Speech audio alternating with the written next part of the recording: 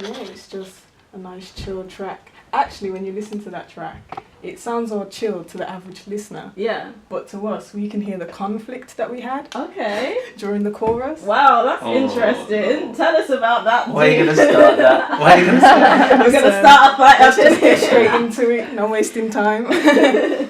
So, with the chorus, especially with the snare, Yeah.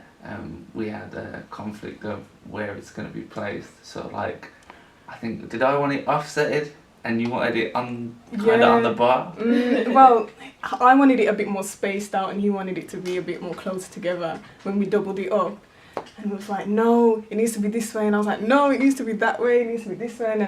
And I think in the end we was just like, let's try it and pull it together and see how it goes. Yeah. And yeah, it kind of works, so now we're happy with it. Enjoyed the track. Yeah, it's a good track. I Thank must say. you. I always listen to chill music, so that was like perfect, especially for like a breakfast show. It's not too heavy, not too soft, like Chilled for the morning. Exactly. Makes you want to get up.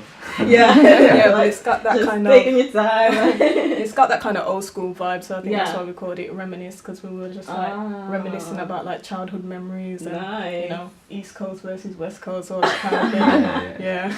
Nice. Well, let's start from the beginning. So, introduce yourselves, your names, and where you're from, what you do. Should I start? Yeah, you start. Right, so my name's Dev, aka Minds Alike. So I started from, when I went to college with Michelle. And the funniest thing is, me and Michelle met and she was the only female in the class. So I had massive respect for her already. Wow. Because for producers, a lot of the time, there's a lot of male producers. Yeah.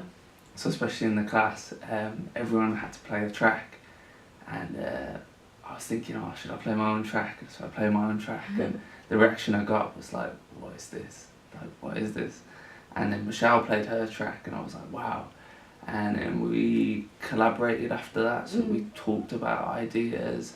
I mean, we grew as people. I mean, where my background was sampling heavy, so like I used to base my tracks on games and things that I used to listen to. I was real hip hop heavy as well. So I went along that path, and then with Michelle, what I heard from her music was she had a clear structure and layout. So she had like chorus, verse, bridges. So I kind of took what Michelle had and used it in my own tracks, and now I've kind of developed. Still going forward, still pushing strong. At the moment now, just producing music. About to DJ next week, 29th. Yeah. So the Hyperbolic Beat Chamber, which is in Sunflower Lounge. Don't miss out. I'm the open act. Yeah. So. Yeah, plug it. Yeah. So from that, just trying to promote myself, and obviously Honest Soundz. Honest Soundz is more so like, it's two producers but one honest sound. So that's how we got the name from. Yeah. Wow. My turn now? Yeah. Well, my name's Michelle, aka Alexis Michelle. Okay. How imaginative. Well, I ain't saying anything. Well, but yeah, like going back to what Deb was saying, I just started when I was about 15 really. And then decided after school I was going to study music technology, which was different because, as Dev said, I was the only female on the course. Yeah. And I remember that day thinking, it was our very first day, and I was like, yo, who's going to be friends with the only girl in the class? Oh. And Dev walked in late. Oh no. Calling you out. And I looked at him and I thought, oh, he's not going to, no, it's not going to work. So that's when he went up and he did his speech and he played his track, and I was like, what is this? I've never heard anything like that before, ever. Yeah. So it kind of went round and I did my speech, and then I wasn't originally going to play one of my own tracks because I was kind of like, I was really shy and I was really wary and kind of even scared of playing my music out loud like that to, you know, a group of people. And after I spoke, I just had a split-second decision on just play one of your tracks and see what they think, and everyone seemed to like it. And afterwards we kind of met up with each other and was Yeah. like, yo, I really like your track, and you know, vice versa. Yeah. But working with Dev, like, he's taught me so much, especially with him Oh. stuff, but especially with like the sampling, because I didn't sample as much. I used to play everything. Okay. But then, you know, he taught me it's not about the sample, it's how you use it and how you flip it, and your interpretation of, you know, what's already been made. But other than that, just really pushing forward, trying to push Annie Soundz forward. We did an EP together called Moonlight Groove EP. That was our first like big collaboration. Get it on Bandcamp. Another plug. See, this What is what is I your keep Bandcamp? You might as well just tell us now. AnnieSoundz.bandcamp.com. Cool. Yeah, and yeah, just I'm studying music business at uni, which I'm in my final year.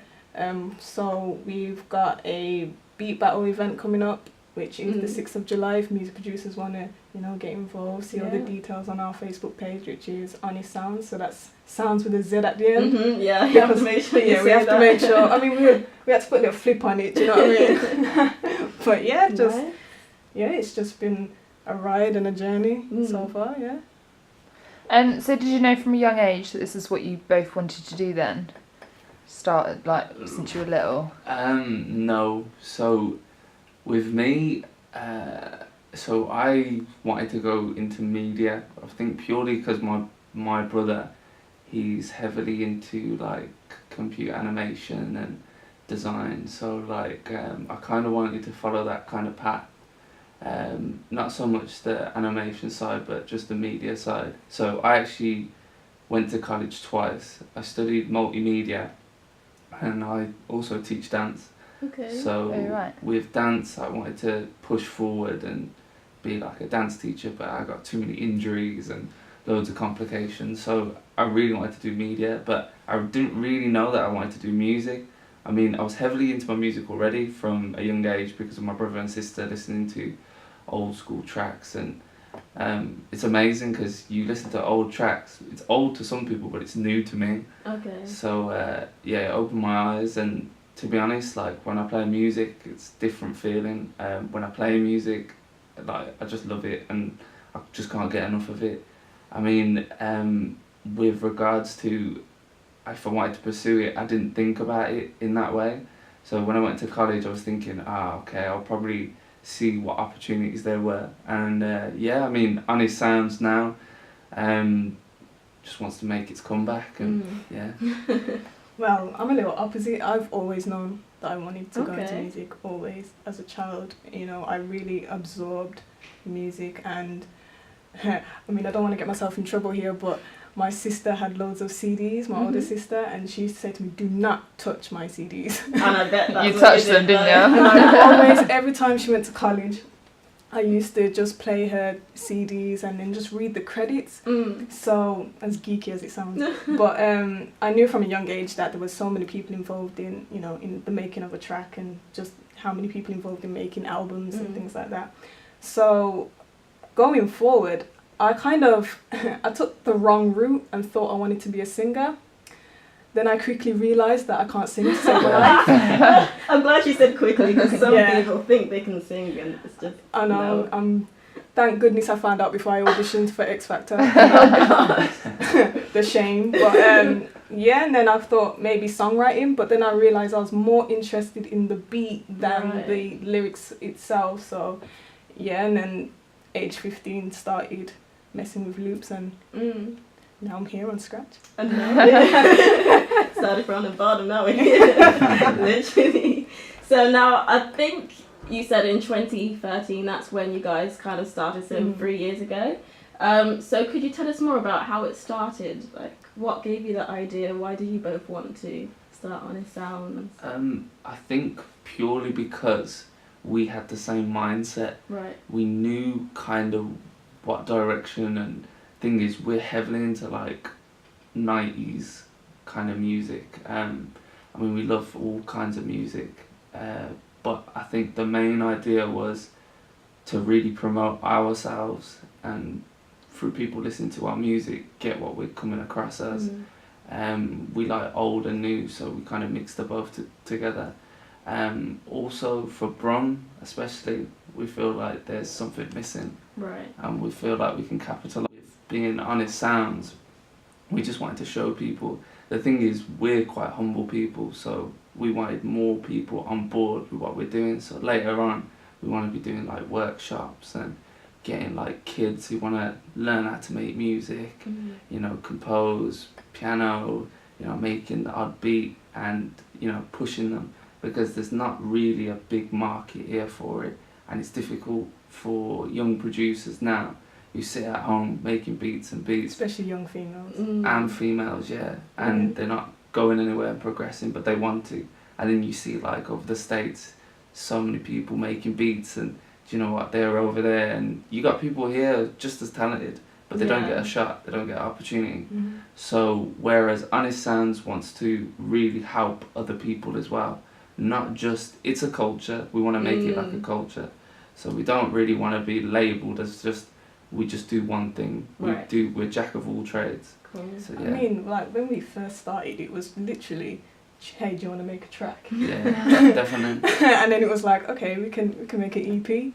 Okay, now we've got an EP, you know, and it just kind of kept going like that, and just coming up with the name. Oh, it's such a hard, you know, really hard task, and it was like, we need something that's true to us, that's honest to us. Wait a minute. There we go. Yeah.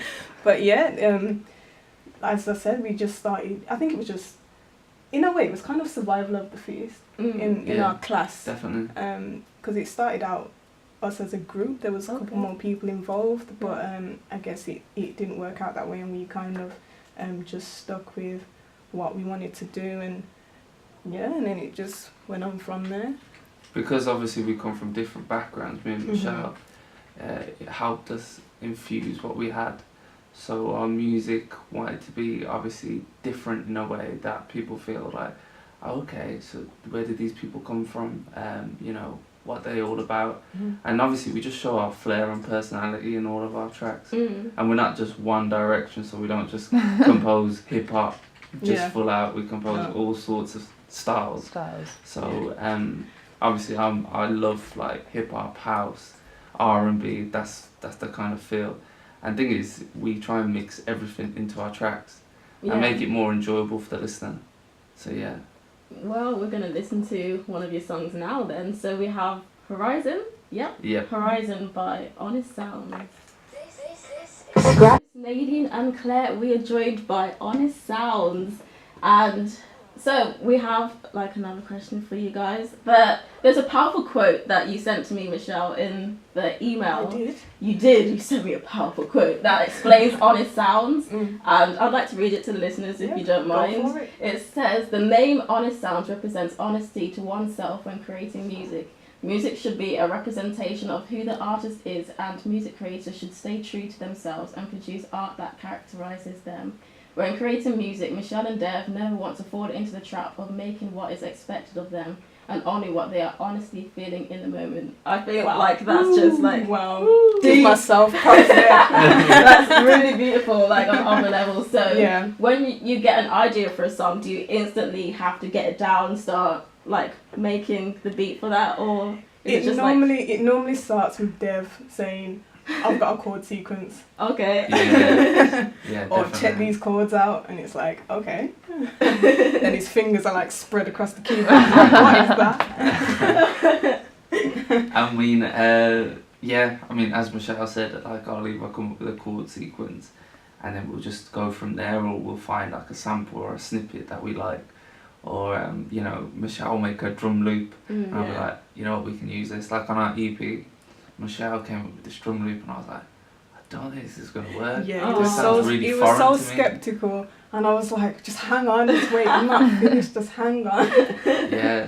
So, but then you put a pad over that afterwards, and then it's like one of our most favourite tracks that we've ever done. Wow. So. It's Have a weird faith one. in me. It is a weird one, but like with ideas, it's difficult because some people have a mental block. I mean, I always get a mental block sometimes. Like I want to make a track, but I'm like, oh, I can't think. This sounds kind of similar to what I'm making already, or I want to switch it up a bit. So I mean, when we collaborate, it's funny because we always seem to pick up more ideas a lot quicker now, and we make a track a lot quicker than we used to, because we used to think, oh, is this too wacky, you know? But to be honest, we just thought, you know what, let's just do us and make it.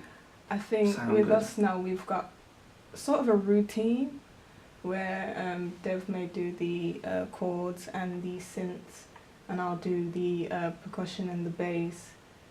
But then, you know, we'll mix together and we'll arrange together. But that's how it generally kind of pans out when we're making a track. Yeah. So do you get any inspiration to create the music you make, or is it all like in the moment, like from the heart sort of stuff? Both. Both. Yeah, both. Inspiration from, you know, other tracks, and stuff. other tracks, or just what's happening in the moment. And there's been plenty of times where we've been just sitting and chatting, and then it's just like, oh, you know, get reason up. That'll work. Yeah. But yeah, no, we do take inspiration from quite a few places, but it is in the moment as well. But I think so long as it's honest to us, see what I did there? That's all that matters.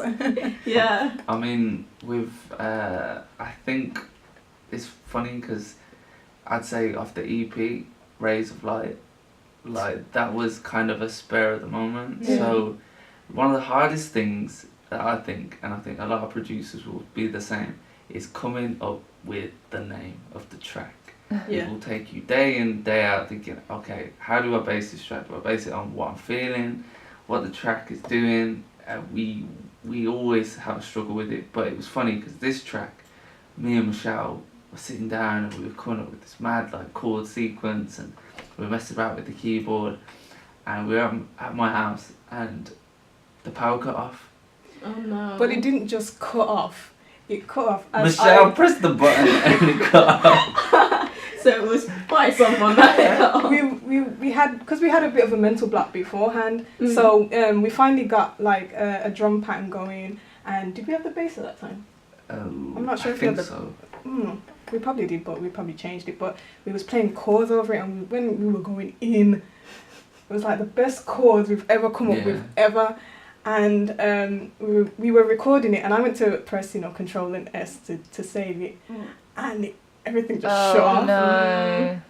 I've never been so scared in my life. I thought, oh my god, I've broken everything. And it was in the winter as well, so it was like pitch black dark. No. Yeah, we couldn't see anything, and I was like, uh-oh, what do we do? Yeah. So then we started it back up again, and we were like, well, we didn't save it, so what do we do? Oh no. And then we came up with the name Rays of Light. Wow. Yeah. That's amazing. That's pretty cool. That. That's proper honest to the heart then, because everything you do is literally, wow, that's crazy. I think I would have a mental breakdown if that happened to me. Like, all my stuff, like, oh no, I didn't save anything. I know. Especially when, like, you've almost completed it, everything sounds just the way you want, and annoying. Sad times. So, when did you both, like, start producing music? I know we kind of touched on a little bit about how you got into music and whatnot. I started when I was about 14, 15-ish. Probably more say 15, because I remember like going into GCSEs, and my sister actually brought me my first ever music software. I mean, it wasn't like, wow, like it wasn't amazing, but there was just loops, and I was just arranging loops and getting my friends to come over and listen, and then not thinking back at it now, I'm like, oh no, what, you know, but it all starts from somewhere. Yeah, and then I just went on for about a year doing loops and stuff, and then I got Reason, and then that's when I thought, okay, I'm gonna go and study music technology. No, how about you? I started a lot later because I had always been interested in music, but I never thought I'd produce music. Right. I mean, I used to hear a lot of other hip hop beats and think, you know what, I could probably implement that and do kind of the same. But as I said before, like games, so like I was heavily into my old school games. So I used to love those sounds, those synthy sounds. So I used to use them. I used to just chop up sounds and put them together and then make like slack beats that just was just like proper rugged. But yeah, I mean, I enjoyed what I did, but as I said with Michelle, afterwards then I started like playing stuff in and Yeah, I think that's where I kind of started producing, where I just was cutting up like the odd sounds from games. So let me clarify. He said he starts producing when he met me. Yeah, you don't have to There we put that go. one out there. I'm only joking, of course. So you said that you both bring different styles to the Yeah. table. Yeah. So what kind of music do you both like listening to? Being from a Caribbean background, I listened to a lot of reggae growing up. A lot of reggae, and I think that's probably why I do the bass mainly on our tracks, because reggae is kind of like a bass heavy genre. But so reggae, R&B, loads of slow jams, soul, hip hop. We can go for days here. Pretty much Disco. everything. A variety then. Very much so. But Dev brings a lot of like the ruggedness to it. I think I was more really smooth with my producing. Yeah, I mean, I really like old sounds. I really like vinyls, and Oh yeah. I like the crackling. And the thing is, I think with the sound that I was trying to get off is that 90s kind of R&B feel. And with Michelle, like, she influenced me. So when I was listening to all this new music that Michelle used to show me, and then it was funny because we'd have a day of just listening to old school music and thinking, okay, so we could do something sort of similar to this and make people listen to it. But I think style-wise, I think more so I'm just hip-hop and R&B, like full-on hip-hop, because I just love hip-hop music. As I said, because I dance as well. I love hip-hop. I like break beats as well, so break beats are cool. So yeah. It's a nice mix, and then when you come together, you have like something really cool and unique. Yeah. That's cool. Claire, do you wanna? Yeah, so do you have any tips for those who want to be music producers on how to start? Oh, how to I'll let Michelle do that. Well, with guys in general, or just young people in general, just don't be afraid to experiment. With me, I was quite shy with it, very shy. Definitely. But now I'm more confident in my skills. So it's just practice and experimentation, and just really love what you do. For young women, do not let anyone intimidate you.